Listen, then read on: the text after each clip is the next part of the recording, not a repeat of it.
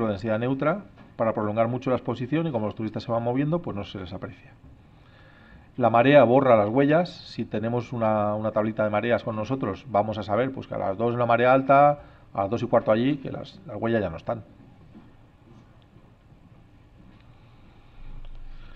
Cuando introduzcáis el equipo que se ha hundido, pues hay que dejar el compartimento de la batería abierto, incluso mejor si desmontáis la tapita de cerrado.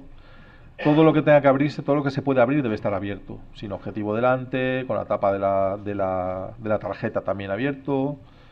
Luego esa batería que habéis sacado la tenéis que marcar. La tenéis que marcar porque es posible que tarde o temprano de fallo. Es posible que se seque bien, admita una buena carga y a la tercera carga empiece a fallar. Entonces hay que tenerla identificada. Esta es la que se ahogó y si no va bien, a mejor no va a ir. De repente un día no va a admitir el doble de carga, no va a ir.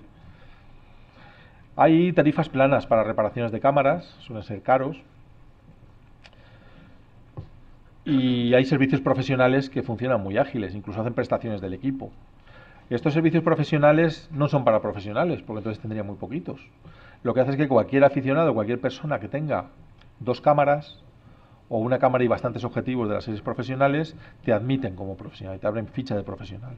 Entonces te dan una mayor urgencia en tus reparaciones, te adelantan en la lista de cola si tienes esa tarjeta profesional y muchas veces te hacen prestaciones de equipos. Y muchas veces te dejan incluso te dejan probar, testar equipos nuevos, que es lo que ha pasado algunas veces pues con Canon. Cuando yo llamo a Canon, oye, déjame el 14 milímetros que lo quiero probar, pues a lo mejor te lo mandan una semana. Y si tienes que hacer un trabajo de 2 o 3 días, pues lo estás haciendo con un objetivo prestado y puede venir bien.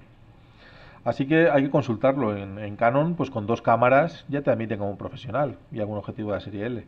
Y te están dando pues esas ventajas de rapidez en la reparación